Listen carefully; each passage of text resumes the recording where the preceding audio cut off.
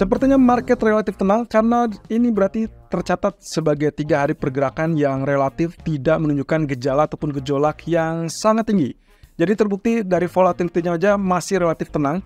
Jadi kemungkinan saya simpulkan bahwa ini adalah efek akhir bulan yang memang kebetulan 3 hari pertama minggu ini adalah sepi data. Tapi nanti malam mungkin keadaannya akan berbeda teman-teman. Jadi kita akan coba lihat apa yang akan menjadi pemicu ataupun penggerak sentimen untuk saat ini. Oke, so no news is good news. Harusnya seperti itu. Dan kita lihat dari 3 hari terakhir sebetulnya pasar ekuitas ataupun pasar saham lebih tepatnya mengalami kenaikan. Bagaimana dengan emas? Emas sebetulnya juga sempat mengalami kenaikan, bahkan kembali mendekati zona 2531. Walaupun dengan catatan, minggu ini saya hanya melihat kurang lebih 2526 dan 2528. Jadi kita tidak dapatkan high baru, juga tidak dapatkan rally baru. Bagaimana dengan penurunannya? Penurunannya sempat terjadi, bahkan tadi malam sempat tergelincir di 24 kurang lebih 93. Tapi dengan sangat cepat dia juga kembali ke level 2504. Dan pagi ini sampai siang hari ini kurang lebih tercatat 2520 sudah tercipta. Jadi sebetulnya teman-teman kalau kita lihat secara keseluruhan, inilah yang terjadi saat ini. Sentimen market secara keseluruhan tidak berubah sejak Jackson Hole Symposium. Jadi kalau kita lihat dari Jackson Hole Symposium, berarti imbasnya adalah optimisme cut rate untuk bulan September, dan itu berarti pergerakan yang cukup positif untuk saham, kemudian emas dan juga yen akan relatif menguat terhadap US dollar. Dan itu berarti negatif untuk US dollarnya. Nah setelah itu kalau kita timbang-timbang lagi, tidak ada data ekonomi yang terlalu mengerucut kepada perubahan sentimen, sehingga kita simpulkan bahwa yang berikutnya terjadi adalah topik-topik yang cukup ringan. Contoh, geopolitik. Kalau kita lihat dari geopolitik, tentunya di akhir pekan kemarin sempat dikhawatirkan terjadi eskalasi. Bahkan di hari Senin saya sempat mengingatkan, kalaupun misalkan eskalasinya terjadi, ya kemungkinannya adalah safe haven. Dan saya belum melihat sama sekali dampak yang positif terhadap safe haven. Terbukti emas pun tidak bergerak naik terlalu cepat. Ya, dengan kata lain, range-nya masih tertakar dan tidak membuat high baru. Nah, demikian pula dengan US dollar. US dollarnya tetap melemah karena efek dari Jackson Hole Symposium tetap meredam US dollar. Bagaimana dengan nasib dari Jepang? Dan kita lihat beberapa statement yang juga diciptakan, kecenderungannya dalam tetap merekomendasikan kemungkinan untuk kenaikan suku bunga berikutnya dari Jepang, tapi memang mereka akan melihat situasi terlebih dulu, karena menurut Deputi Gubernur BOJ kemarin kita sudah lihat, ada pendapat ataupun pernyataan bahwa mereka melihatnya kondisi pasar belum stabil. Jadi untuk kenaikan berikutnya ya kemungkinan diredam. Nah, otomatis teman-teman, inilah yang saya bisa simpulkan bahwa tidak terjadi gejolak apapun pada market yang harus dicurigai sebagai pengubah sentimen. Jadi sentimen utamanya kemana? Sentimen utamanya tetap weak dollar. Hanya saja secara teknikal kita sudah melihat bahwa dolar ataupun US Treasury yield-nya mengalami tekanan sangat-sangat berlebih, kurang lebih dalam 1 atau bahkan 2 minggu terakhir. Alhasil, ini adalah technical rebound dari US dollar yang sangat wajar. Itu sebabnya kenapa emasnya ataupun sahamnya kecenderungannya relatif reda ataupun relatif turun. Tapi tidak turun-turun banget atau dengan kata lain tidak turun tajam. Nah, sementara oil mengalami pelemahan ataupun penurunan itu dikarenakan tidak adanya eskalasi geopolitik yang terbukti. Tapi baru saja saya sempat membaca ada kabar bahwa Ukraina menyerang fasilitas minyak dari Rusia yang ada di kota Zenit. Dan ini yang membuat kenapa emas bergerak naik dengan cepat ke level 2520. Padahal tadi cukup anteng kurang lebih di zona 2515, 2516. Jadi hati-hati, ini mungkin hanya eskalasi yang sesaat. Kalaupun tidak terjadi dramatis yang katakanlah diperlukan untuk serangan balasan dari Rusia, saya rasa kita akan kembali melihat ke jalur aman, yaitu emas mungkin akan kembali redup dan kembali turun atau dengan kata lain terkoreksi. Tapi hati-hati, data nanti malam mungkin akan berubah.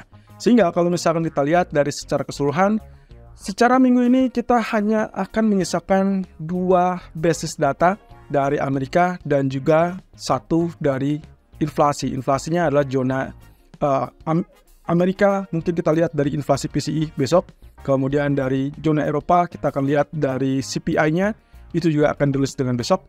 Dan juga Tokyo CPI juga akan dirilis besok. Jadi malam nanti kita hanya melihat dari data GDP Amerika. Tapi plusnya adalah jobless claim, yaitu klaim pengangguran mingguan yang kali ini kelihatannya agak stuck ya.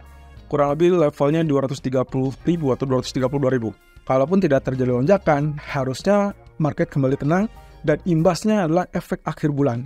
Jadi yang saya ingin tekankan di sini adalah yang akan berfungsi dalam 2 hari terakhir bulan ini, yaitu tanggal 29 dan 30, kemungkinan kita akan lihat dibayangi oleh efek akhir bulan. Tapi seperti yang pernah saya sampaikan di hari Senin, kemungkinan imbas efek akhir bulan tersebut, kemungkinan kecenderungannya sudah mulai diantisipasi 1 atau 2 hari sebelum data ekonomi.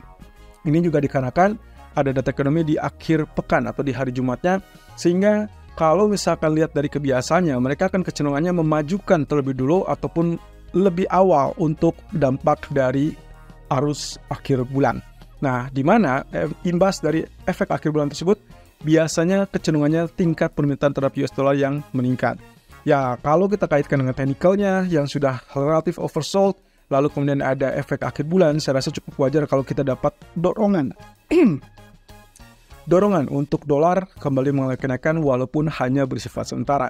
So, saya ingin mengingatkan kepada Anda, mungkin hari ini atau besok kita tidak tahu apakah sudah diantisipasi sejak kemarin, artinya dari sejak hari Senin, Selasa, Rabu, atau memang kita masih belum melihat dampak yang lebih kuat dari US dollarnya, berarti kita harus waspadai hari ini dan juga besok. Tapi ya catatannya adalah mungkin di sesi London. Jadi perhatikan saja saat penutupan sesi London kurang lebih di jam 10 ataupun 11 malam. Nah, ekonomi kalender nanti malam kita akan lihat dari data German CPI, inflasi dari sisi negeri Jerman. Dan ini adalah salah satu negara yang bisa dibilang ekonomi terbesar di zona Eropa untuk saat ini. Jadi tolong perhatikan, kalau memang ternyata ada rekomendasi untuk melakukan penurunan suku bunga, berarti euro akan relatif terkoreksi turun. Dan itu juga yang berlaku pada zona euro ya untuk besok hari.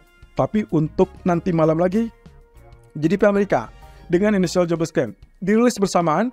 Tapi saya rasa kalaupun misalkan kita lihat GDP-nya relatif lebih kuat, katakanlah 2,8% sesuai ekspektasi atau bahkan lebih tinggi, ini bukan berarti mengendurkan ataupun mematikan potensi pemangkasan suku bunga di bulan September, teman-teman.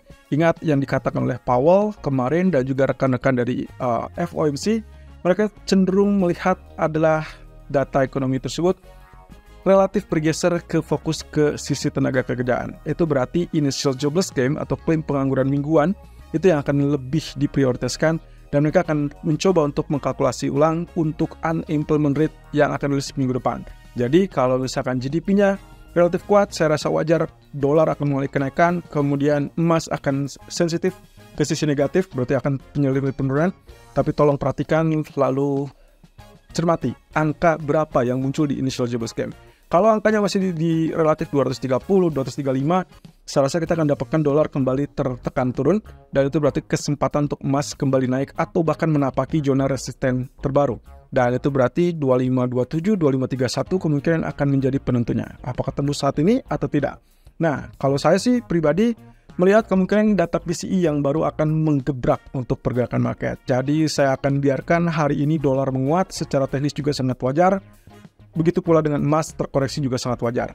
Dan bukan reversal ya, tapi lebih kepada koreksi secara teknis atau kita sebut dengan aksi profit taking.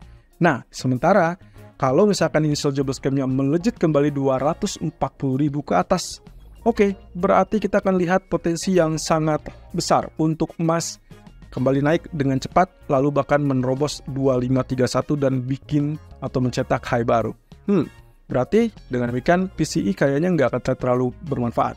Tapi jangan salah, semua data yang akan terjadi di hari ini dan besok itu akan sangat diperhitungkan. So, yang juga saya harus ingatkan kembali, setelah Jackson Hole kemarin kita akan punya 3 agenda, yaitu pertama adalah non-farm payroll yang baru akan dirilis tanggal 6 September, kemudian CPI di 11 September, dan akhirnya keputusan suku bunga di tanggal 17 dan 18 September.